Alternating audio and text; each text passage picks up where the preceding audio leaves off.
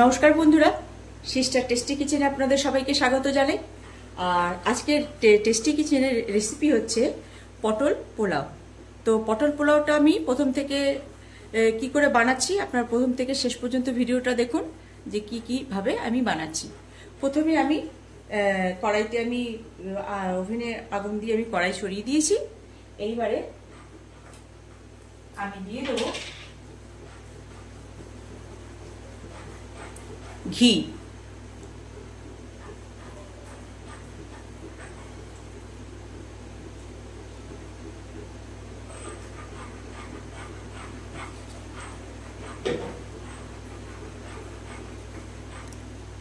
এই যে 2 চামচ মতন ঘি দিয়ে দিলাম।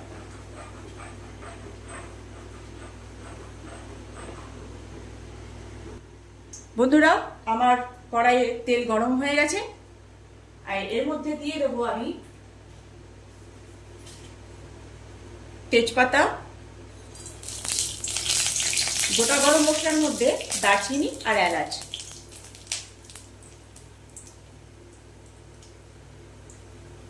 এবার দিয়ে দেবো কুচনো পেঁয়াজ। পেঁয়াজটা একটা পেঁয়াজ, হ্যাঁ, একটা পেঁয়াজ কুচনো দিয়ে দিলাম।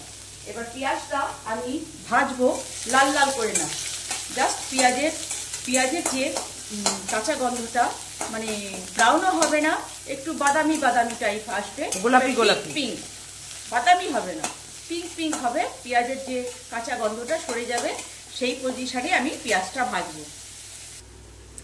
বন্ধুরা, এই যে পেঁয়াজটা এই পজিশনে থাকতে থাকতে আমি ততক্ষণে এটা কুক হতে থাকুক, এর মধ্যে দিয়ে দেব একটু হাফ চামচ আদা বাটা।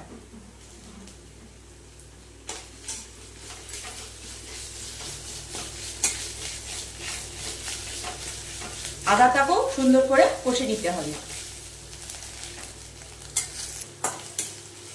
বন্ধুরা, এই যে আমার মানে পিঙ্ক পিঙ্ক হয়ে এসছে, এই যে পেঁয়াজও তেল ছেড়ে দিচ্ছে আস্তে আস্তে করে, এই যে পিঙ্ক পিঙ্ক, আমি কিন্তু লাল ভাজবো না। এইবারে আমি এর মধ্যে দিয়ে দেবো ধুয়ে রাখা গোবিন্দভোগ চাল, 150 গ্রাম।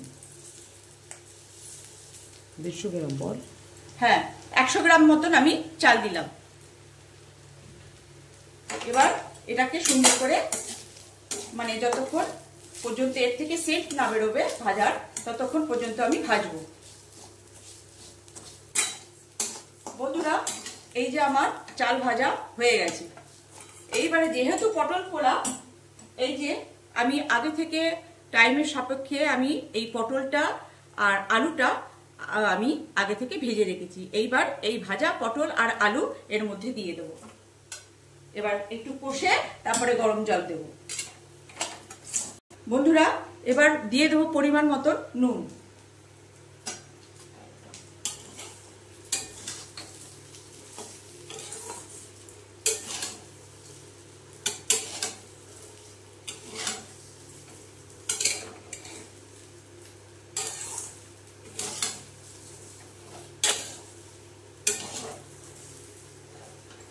বন্ধুরা, এইবারে আমি দিয়ে দেবো, পাওয়ারটা বাড়া একটু,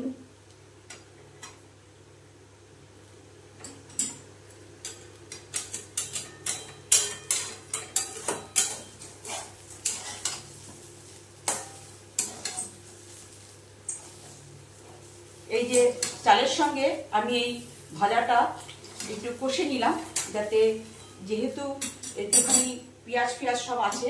এইবারে দিয়ে দেবো এই ফুটিয়ে রাখা এই যে গরম জল।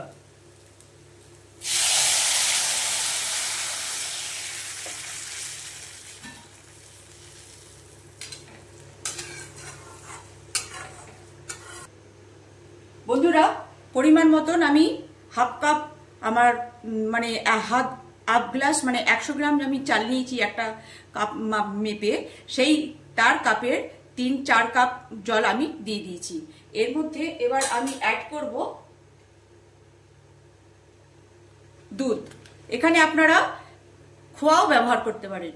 তো আমি এখানে গুঁড়ো দুধ পরিমাণ মতন গুলে নিয়েছি, 3 কাপ। মানে 3 কাপ মতন গুঁড়ো দুধ আমি এতে গুলে নিয়েছি। এবার এই দুধটা আমি অ্যাড করে দেবো।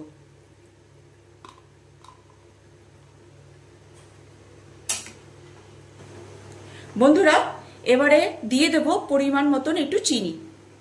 চিনি ব্যালেন্সটা ঠিক রাখে, স্বাদ বাড়ায়, সেই জন্য দিয়ে দিলাম চিনি। এবার দিয়ে দেবো 3টে কাঁচা লঙ্কা।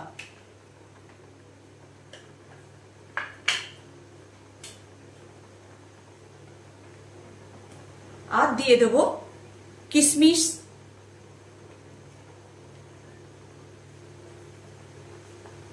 কাজু বাদাম পেস্তা সব, আমন্ড, কাজু বাদাম, পেস্তা, আমন্ড বাদাম সব আমি একটু রোস্ট করে রেখেছিলাম, সেগুলো এবারে ড্রাই ফ্রুটগুলো দিয়ে দেবো।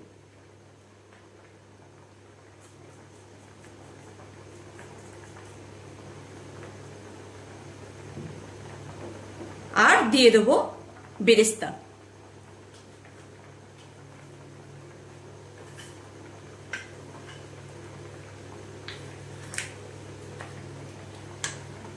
জানেন তো বন্ধুরা, এই যে লং খুশবু মানে গন্ধ ছড়ায়, তো আমি লংটা আগেও দিয়ে দিতে পারতাম তেলের সঙ্গে, তো দিইনি।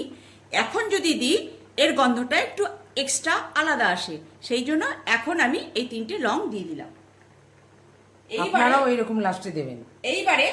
এইবারে এটা আমি লো ফ্লেমে এবারে আমি এটাকে ঢাকা দিয়ে দেবো।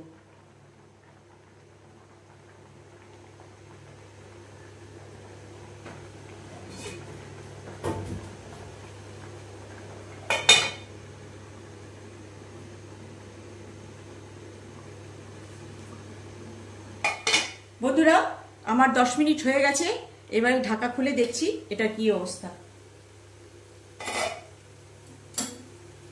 বন্ধুরা, আমার পোলাও হয়ে গেছে। এবারে একটু ঠান্ডা থাকলে এটা ঝুরঝুরে হয়ে অবস্থায় পরিণত হবে। তো এবার করব গ্যাস অফ আর করব প্লেটিং। এই যে বন্ধুরা, আমার পটল পোলাও।